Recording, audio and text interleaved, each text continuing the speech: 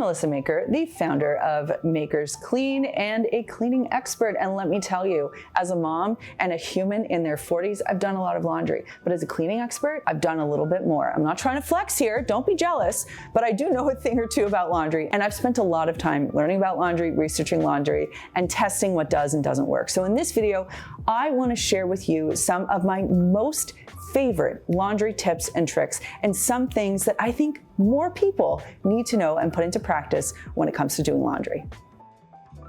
Stains happen all the time and you've got to catch them quickly. But what do you catch them with? Well, you can make your own stain remover. This one is very reliable. The caveat is that you have to whip it up on demand. It's 2 parts hydrogen peroxide to 1 part dish soap. So you can do 2 teaspoons hydrogen peroxide, 1 teaspoon dish soap, whatever the volume of the stain is, just whip it up on demand. Hydrogen peroxide becomes unstable as it gets poured out of its brown bottle. So you've got to only use it on demand so it works well. Now, I know cold water washing might feel sacrilegious almost, like isn't hot water supposed to get our clothes cleaner? Well, actually, no. If you use a detergent that's been designed for a high efficiency machine, it actually is just fine in cold water. Now, of course, depending on the detergent you use, it's gonna have varying levels of success. Just like anything in life, you get what you pay for. When you switch to using cold water, it uses 90% less energy than your machine would use when it uses hot water. Further to that point, clothes love being washed in cold water. It's gentler on them, it doesn't shrink the materials, and it just helps them last longer and look better. So whenever any of my friends or family say that they're not getting the best wash, I always tell them to switch to cold water. Better for the environment, better for your clothes come out looking better. I chose to wear this shirt for 2 reasons today. First of all, the color is fabulous, but second of all, if you look up close, you'll start to see some pilling. There are some signs of wear on this t-shirt, and let me explain to you why that's happening. If you notice that there's pilling on your clothes, it could mean that you're mixing fabric weights. Now, we've been trained for a long time to separate our colors when we're doing laundry, lights, colors, darks. But one thing we're not taught is to separate fabric weights. Think about it like this. If something light, like a cotton t-shirt, is washed with something really heavy, like a terry towel, when those 2 garments are together in the washing machine, they're spinning around, doing their thing, getting clean, but the terry towel is rubbing vigorously against this light cotton t-shirt, just trying to live its life and do its thing. And when I pull those 2 out of the wash, what happens? The towel looks fab, and the t-shirt looks a little worse for wear. So if you notice that this is happening to you, not only on cotton garments, but anything that has a synthetic blend, or even is a full-on synthetic like acrylic, notorious for balling or getting pilly, what you wanna do is separate out your fabric weights. So typically you would wanna wash your clothes in your loads, however you choose to organize those. Then you wanna wash your linens all together, and then you would wanna wash your towels and washcloths separately.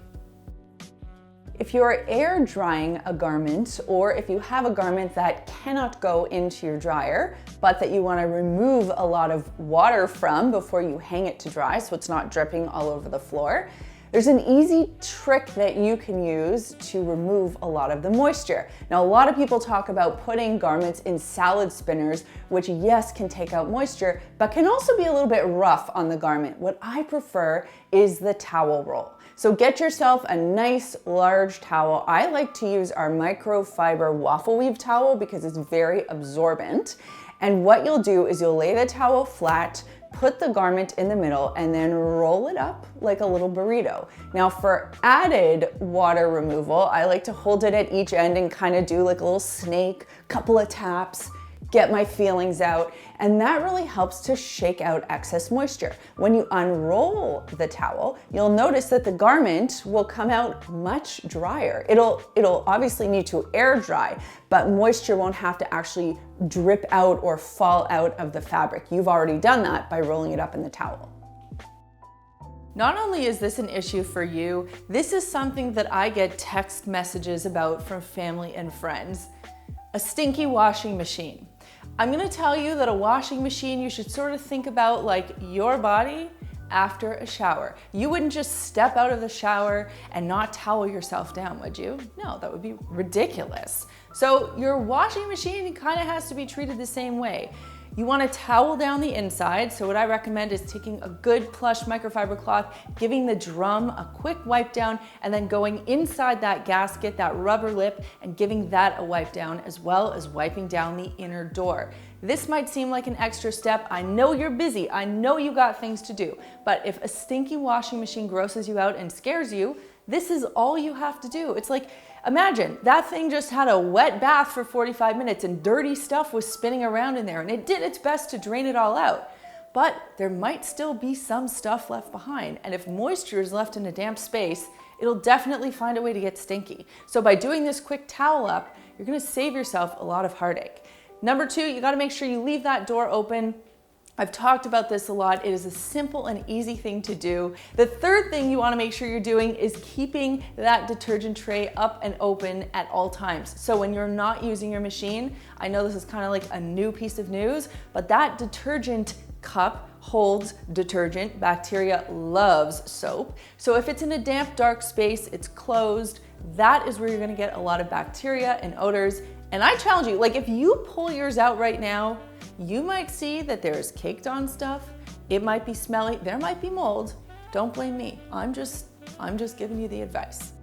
So now you've got a little bit of cleaning pro magic to sprinkle over your laundry routine. And I hope that you put some of this, if not all of it, into practice so that you can greatly improve your laundry outcomes. And that brings me to this week's comment question, which is, are you a cold water washer? Do you think washing in cold water is a good idea? I mean, I think it's a good idea, but are you sold on it, or is it an absolute no for you? Let me know in the comments down below. If you haven't done so already, make sure that you subscribe to the Makers Clean channel. Thanks so much for watching, and we'll see you soon.